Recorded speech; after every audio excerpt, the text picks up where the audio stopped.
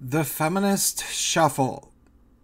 Or one of the only really good reasons to potentially just not argue with feminists. So, hi, it's Prince of Queens, and I was just talking about this on my live stream last night on my channel to a certain degree, but I figured it needed its own video, which is this notion that feminists. So you've probably noticed they don't ever make much of any sense when they argue about anything. Like, they will enter into a debate that they're going to lose, and it's like they kind of know that they've lost already. Like, they're saying things that demonstrably don't actually make sense, and they almost certainly know that these things don't make sense, but they're saying them anyway. And then when you point out that those things don't make sense, they say that they were saying something differently the whole time. And supposedly, according to them, they were saying something different the whole time. And you just didn't understand what they were saying. And they just do that, and they do that, and they do that. And I think that the term for it that I'm coming up with, it's different than last week's term, which was dodging to death. It can look kind of similar at first, but the feminist shuffle is different because the feminist shuffle will not amount in them losing the debate according to them. The feminist shuffle will go on indefinitely. The feminist shuffle will just keep going and keep going and keep going. And I think that there's a few possible outcomes that they're hoping for. But first, I'll illustrate one of the most common versions of the feminist shuffle. The common version of the feminist shuffle that you'll run into is simply around defining patriarchy and how patriarchy works, because that by itself never actually works. It's impossible to get a feminist to agree upon a specific definition of what they view the patriarchy to be. They just won't explain it. They sort of will throw it out. They say, oh, well, it's simple. And then they say something, and then you say, okay, well, if it's so simple, then that doesn't make sense because of this. And then they pivot. So they will say, well, patriarchy is a force that, it's a system that demands that men dominate women. And in that system, women are oppressed by the social system of our nation, and males are privileged. And so you say, okay, so why do males suffer in society much more than women? Why is that?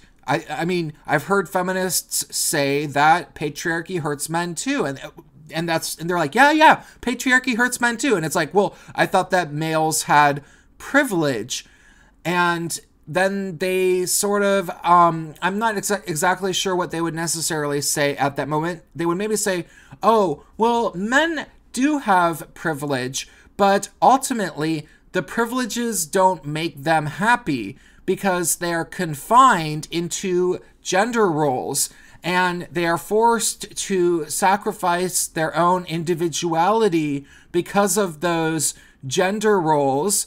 And feminism seeks to get rid of gender roles.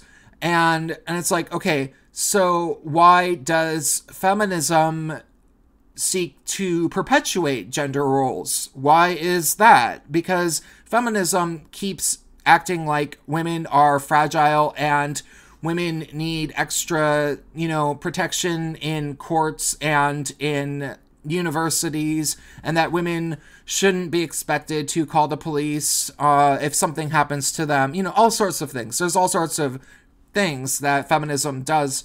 And then they would say, oh, well, that's because, they will have, they'll always have something, and it will keep going on and on and on and on indefinitely. And everybody has noticed that everybody in the manosphere, everybody who is an MRA or an anti-feminist or just a rational leftist, even a lot of people who are dumb enough to say, well, I mean, I'm a feminist, but I'm a real feminist, and those are just the fake feminists. Like every feminist is the fake feminist except for them and Christina Hoff Sommers and Camille Paglia and Ayaan Hirsi Ali. Like, those are the 4 real feminists out there, according to that person, you know? And you meet those people sometimes, and it's always kind of funny. But, all of us, we've all noticed this pattern of behavior. And I think that it's worth having a name for it. It's like, okay, let's just call it the feminist shuffle. Like, they're always, it's not about actually arguing. It's about dodging your points and pretending like you meant to do it. Maybe like, oh, I meant to do that. I'm really just dancing. Yeah, no, I'm having a real argument with you. I'm having a debate. I'm having a real conversation. I'm totally listening. I'm not just faking it for some reason. And the reason that I think that they're doing it, I think that there's a few outcomes. One is that they are kind of hoping that they can get you upset, and then they can play victim, and somehow they won the argument, which is a very, very common tactic. Like, if you say something slightly rude, they can be really, really mean, and then they can maybe get rid of you. Like, if this is happening on social media, and it's in some sort of Facebook group, they can say, oh my God, that guy called me nasty. He must mean that I'm a nasty woman. He must be a Trump supporter. When really you just said, hey, you don't need to say such nasty things to me. But you know, they're looking for an excuse to just annoy you until you slip up. I think that that's one outcome. But the other one is that they are trying to give the appearance to anybody looking that it's an actual argument that maybe the feminist is potentially winning, to the point where those people will maybe just not read the argument and they will assume that the feminist actually has some points when they don't have any points at all. Like, they are literally just being annihilated so much that they have to just constantly dodge every single point and then sort of like change their story. You know, it's like, first patriarchy was about males dominating women to privilege males. Then patriarchy was about gender roles. And then, so, you know, it's like, it doesn't actually make sense. Somebody was telling me, Spacepan, I think, mentioned in my comments under the Dodging to Death video, that I think Karen Strawn refers to this sort of mentality as something like fighting over a wet noodle or something like that. And it's kind of suiting for what it is. But I like the feminist shuffle because I think that connotes that the feminist is the object of some strange phenomenon. Because if you're fighting over a wet noodle or whatever, that's not really, like, that implies that you are at an equal perspective from the person that you are debating. But if it's actually, that's not the case, you know? Like, you're actually trying to be rational and have a real conversation, and the feminist in question is not, and she probably kind of knows that she's not. And the reason why she's doing this ultimately, and I think that this mostly, unless it's a true believer who's just really young and who desperately wants to hold on to feminist beliefs because it's never occurred to them to challenge their own worldview. You know, like my stalker, for example, she, I think, actually is kind of a true believer. And, you know, maybe she's really just obsessed with my channel because she's just now starting to have her worldview challenged, and that's why she watches my videos. And she'll kind of do the feminist shuffle a little bit, but she's not committed to it. But when it's a woman who's, you know, over 30 doing this crap, I think that 9 times out of 10, or maybe 10 times out of 10, 99 times out of 100, it's because they have something to gain from it. Like, they are in charge of a forum. They actually get paid by some sort of feminist organization, or they, get child support money from their husband and somehow pressure him with feminist social forces in their immediate social surroundings. And what they're doing here is they know that they are afforded privileges by feminism, and ultimately feminism won. It already won. It already instilled this sort of like female supremacist system in the laws and in basically, social services.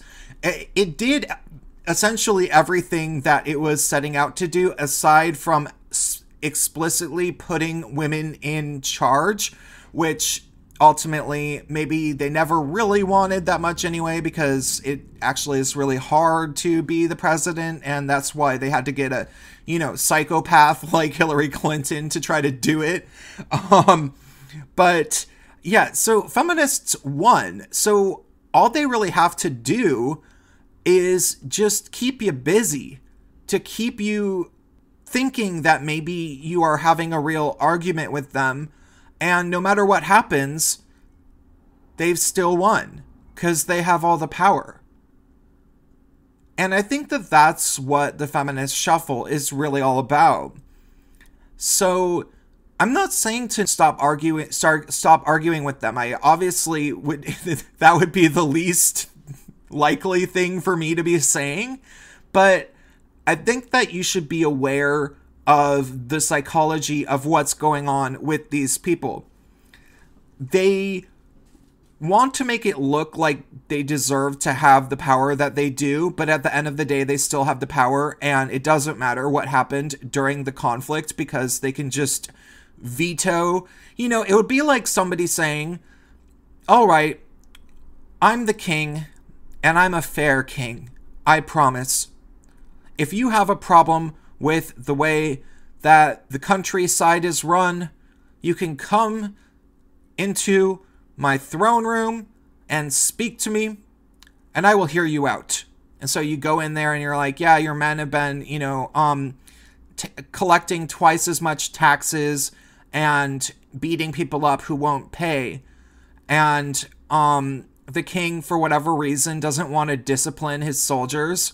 And so the king just sits there and kind of like argues with you about it. And you're like, well, I thought that you said that you were fair. And it's like, no, I am fair. And so keeps arguing with you, keeps arguing with you, keeps arguing with you. And then it takes up like an hour. And then he's like, okay, visiting hours are over. I'm only gonna talk to this one guy today. All of you other people have to go home. And so there was like 5 or 6 other people who had a problem who wanted to talk to the king. Everybody has to leave because the king just sat there arguing with the one guy, and the guy wasn't getting anywhere anyway. And then as soon as they leave, then they grab the guy, and then they end up cutting his head off anyhow, because the king's still the king. He doesn't actually have to listen to you. And I think that that's what the feminist shuffle is all about. So when you know that it's happening, just be aware. I don't know. It's still fun to embarrass them in front of other people. Okay, bye.